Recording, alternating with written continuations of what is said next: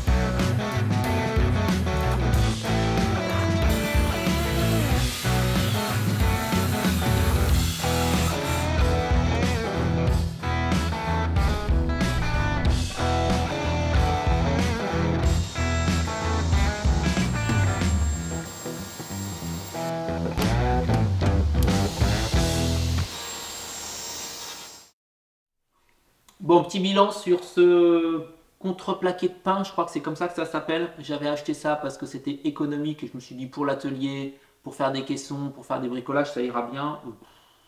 Ouais, ça ira bien une fois quoi. Par exemple ici, je comptais, parce que j'ai du poids sur le côté perceuse à colonne, je veux que dans mon meuble de tiroir, je voulais remettre des traverses qui permettaient de rigidifier.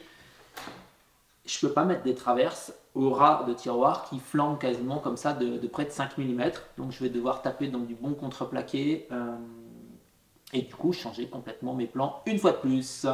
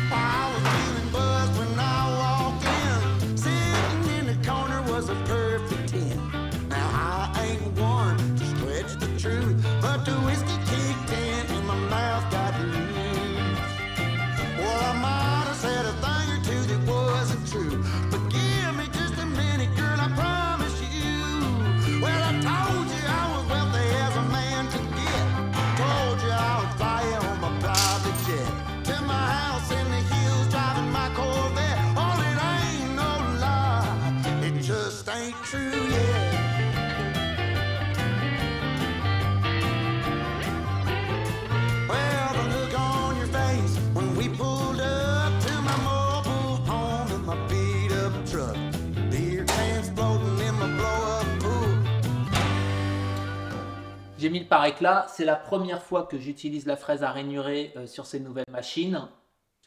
Le pare-éclat va être usiné en montant et en lançant la machine, ça ne sera plus à faire les fois d'après.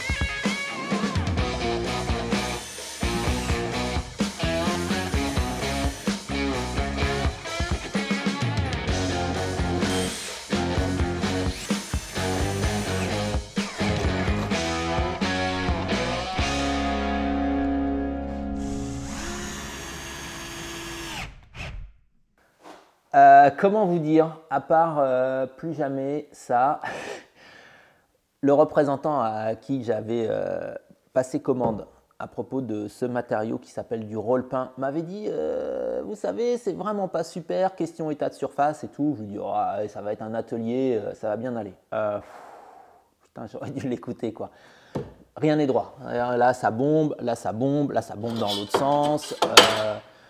Je vais y arriver, je vais redresser les choses, je vais visser sur mon socle, je vais mettre une entretoise, mais globalement, il n'y a rien qui se passe bien. Alors oui, j'ai divisé le prix du caisson par 3 par rapport à du bon contreplaqué, mais là, je vais vous monter rapidement l'autre en accéléré et puis je vais vite basculer sur la fabrication du plan de travail parce que j'ai hâte de retrouver du vrai bois.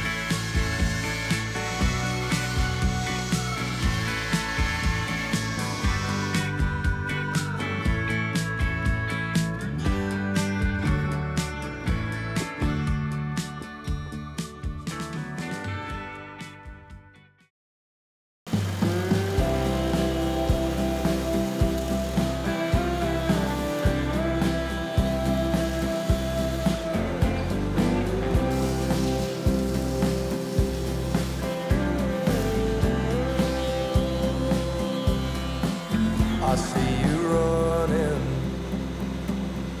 running out of reason. Don't try to blame it on the season.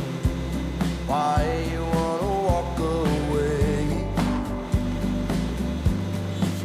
When we began, swear we had something that wouldn't last. Baby, has the feeling passed? Falling in was easy. How do I make it stay? I will never let go of you. Tried and true. Oh, I will never let go of you.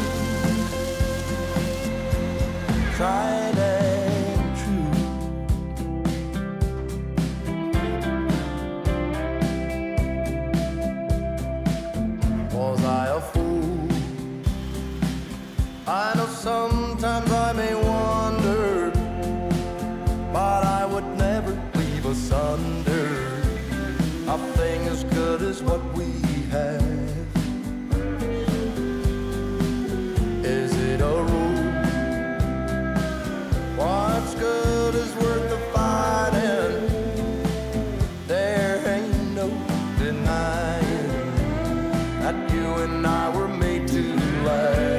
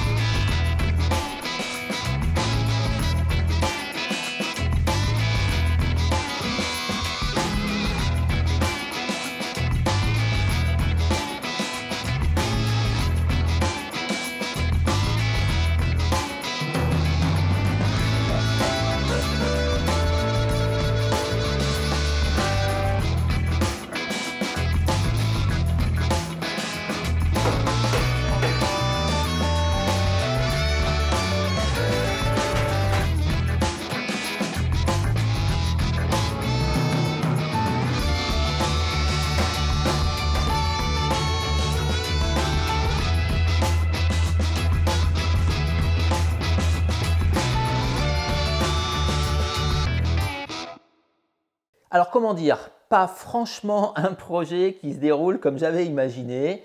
Je ne reviens pas sur les caissons, c'est de ma faute, j'avais qu'à pas prendre cette matière première pour faire des économies, rien n'est droit. Donc là j'ai galéré, on verra comment ça va se passer dans la prochaine étape, fabrication des tiroirs, mais je risque également d'avoir des soucis et de toute façon je vais partir sur d'autres types de panneaux. Ça c'est dit. Je reviens sur le plan de travail. J'ai longuement hésité à acheter un plan de travail du commerce en me disant ça va être plus économique. J'ai besoin d'une largeur de 70, d'une longueur de 3 mètres. C'était pas si simple à trouver. Et deux, en termes de tarifs, le châtaignier que j'avais acheté pour mes portes et fenêtres, je l'avais acheté 900 € du mètre cube. J'ai fait rapidement un petit calcul. Je me retrouvais avec un plan de travail du commerce en 40 mm, alors qu'ici j'ai presque 60, qui me revenait au même tarif. Autant me faire plaisir, ça m'évite de prendre la voiture et j'avais tout sous la main. Plan de travail en châtaignier. Maintenant, pourquoi un plan de travail noir? Tout simplement parce que, regardez, j'ai sorti la Tormec. Ici, il y aura toutes mes pierres d'affûtage. Vous savez que j'aime beaucoup affûter à la main. On en met toujours un peu partout de la limaille. Et cette limaille, elle tache en noir. Ce n'est pas pour rien qu'on utilise de la limaille de fer dissoute dans du vinaigre pour être capable de faire l'ébonisation. L'ébonisation, c'est le deuxième produit que j'ai passé. Et donc, en le couvrant de noir, quelque part, je me dis, je fais une grosse tache partout et puis après, on n'en parle plus. La perceuse à colonne qui va être installée là, elle avait besoin d'être fixée solidement. De temps en temps, elle coupe de l'acier et donc ça aurait fait des taches, ces petites taches d'oxydation. La perceuse à colonne, elle a besoin d'être fixée très solidement sur le plan de travail. Donc ici, j'ai tout ce qu'il faut. Donc voilà pour l'installation. Je vous laisse avec quelques images. Justement, je vais aller chercher ma perceuse à colonne qui est toujours dans mon déménagement. Je vais huiler. Et puis nous, on se retrouve la semaine prochaine ou dans 2 semaines, je ne sais pas encore, pour les tiroirs et les façades. Et j'ai dessiné le projet il y a quelques jours, mais je ne suis pas certain de faire le même projet parce qu'une fois en place, j'ai d'autres imaginations qui viennent, on va dire, gambader là-haut. Je vais laisser mûrir ça et puis nous, on se retrouve très très vite. Allez, bye bye. Alors je sais pas si vous m'entendez bien, mais c'est pas grave, je continue à parler. J'ai déménagé peu d'outils de la Réunion, de gros outils j'entends. Cette perceuse à colonne et ma mortaiseuse Multico. Et celle-ci, elle a une vraie histoire, c'est mon pote Philippe qui habite dans le nord à Lille. Il l'avait trouvée pour moi. Alors il n'était pas question que je m'en sépare, elle est vraiment géniale cette machine. Je vous disais il y a un instant que je souhaite que le plan de travail soit solide pour être capable d'accueillir la perceuse à colonne, d'autant plus qu'il y a quelques années, j'avais piqué cette idée sur le forum de Métabricoleur. Je retourne la base, je rapproche la colonne, ce qui permet à ma perceuse d'être en porte-à-faux sur l'avant du meuble et ça libère ainsi de nombreuses possibilités de perçage.